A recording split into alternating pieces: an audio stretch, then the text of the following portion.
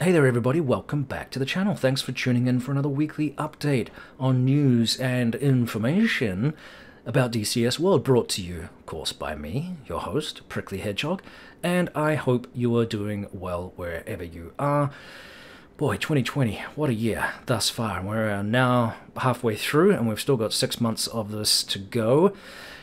So let's focus on the news in DCS World. Let's get straight to the good stuff here about Polychop and the Kiowa helicopter that came out in the newsletter today, which is very, very positive. So, as a lot of you will know, the Kiowa Warrior has been in development for some time, and Polychop look to be close in terms of completion of this model. And what they have said here, that they are currently evaluating details, which will also include the refinement and corrections of the avionics system of the aircraft.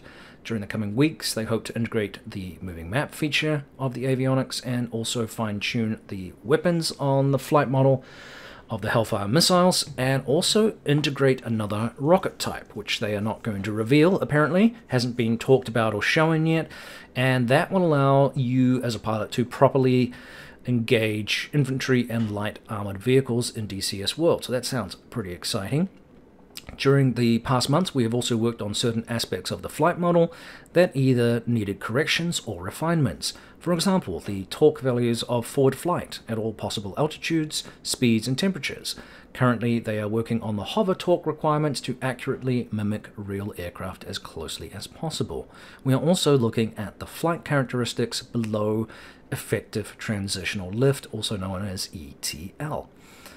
Performance pages have recently been added to the DCS Kiowa Warrior multifunction display, which will enable you to ask the system to calculate your power for certain flight envelopes in level and hover flight. Now here's an interesting thing too. Night vision has also been added, but they also plan to update the prior to release, with a new feature never before seen in DCS World helicopters. We do not want to reveal anything just yet, so let me know in the comments below what you think this might be, but they're not revealing anything just yet because they may have unforeseen obstacles which may come across that might delay such a special night vision feature. So I'm very curious about that. I don't know if it's going to be for the pilot or if it's going to be a night vision system that's built into the electronic suite that the aircraft carries. So let me know what you think below that might be, because I'm not familiar with this aircraft and its and also night vision goggles and however those things exactly work. So lots of speculation there, but let me know what you think. They say that once they're confident on release, we will have realized the most accurate Kiowa Warrior representation in the game market, which is really cool.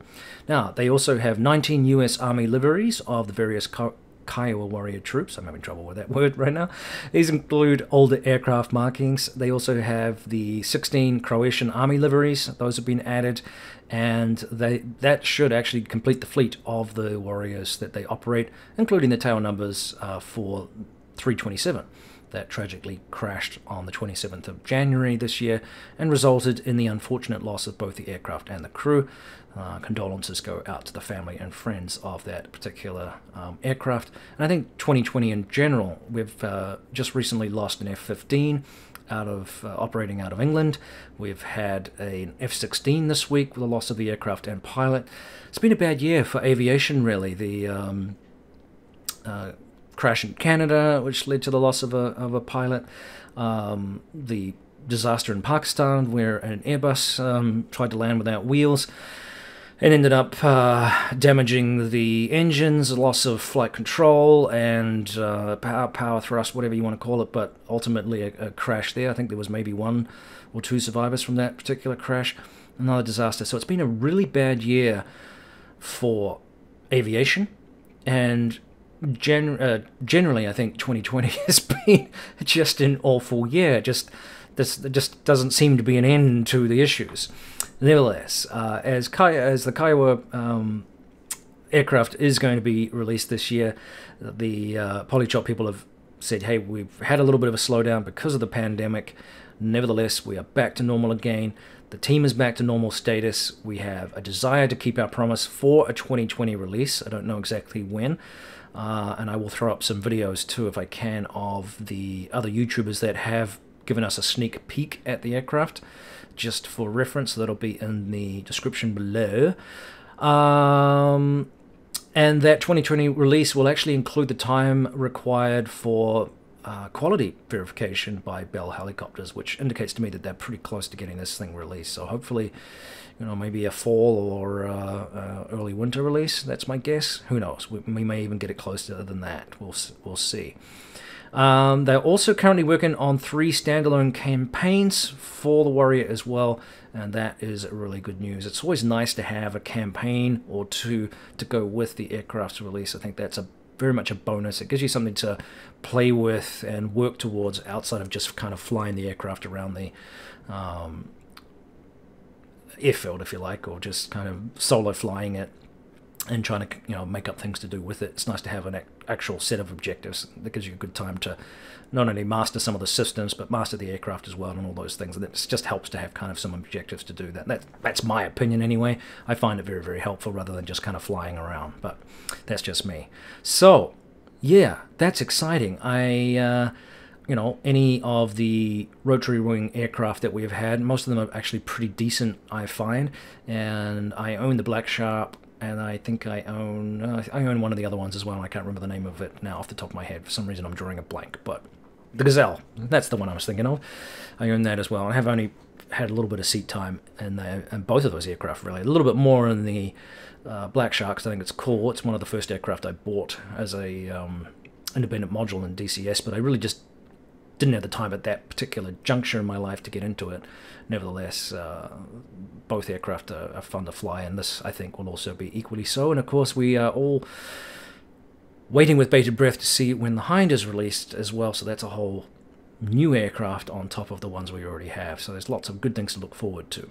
Good time to be a chopper pilot in the virtual world.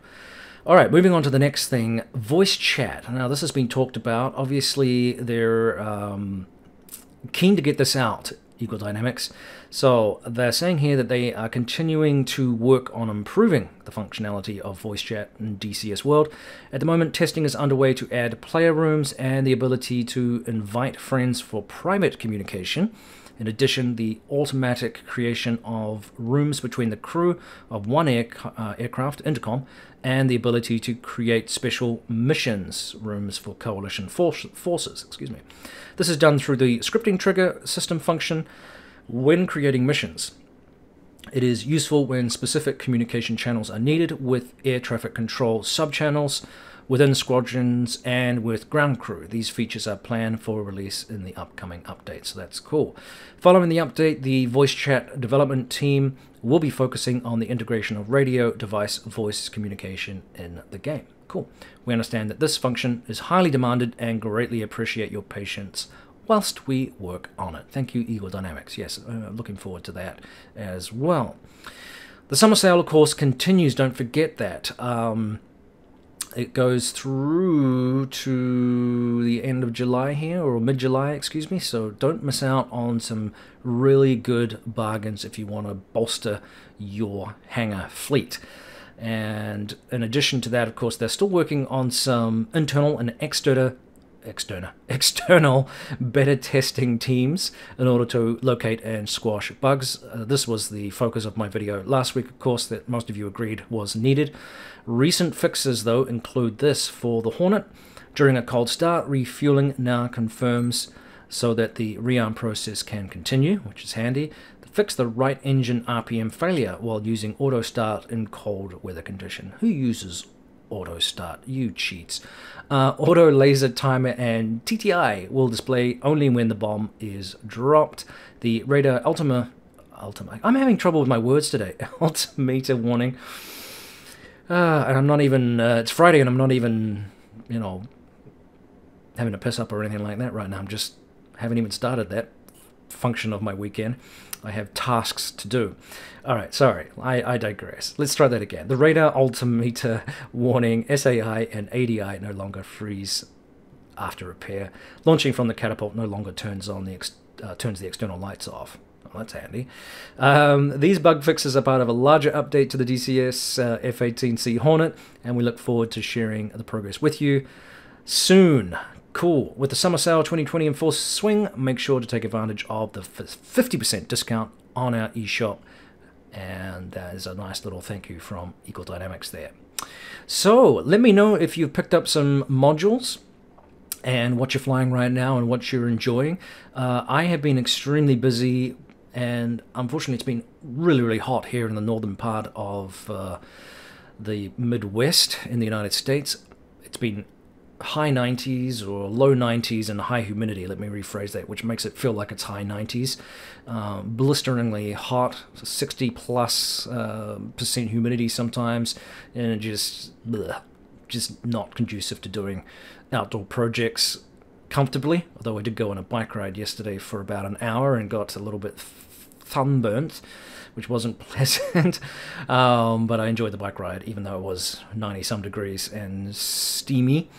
It's nice to be on a bike rather than running, I must say, and got my gym membership sorted out here as well because it's so damn hot. You can't really work out outside very much, so I need to get back into the gym too. With this pandemic, I've become rather squishy around the middle. You want me to reach out there and grab it? Which is not good. Which happens when you get older too, trust me. Alright, that will do. I think that's enough waffle. I just want to thank everyone for tuning in again for the video. I hope you guys, if you're in the United States, have a happy and safe 4th of July. And of course, we want you to carry on flying. Take care out there, everybody. This is Prickly Hedgehog out for another week. We will see you next time. Cheers.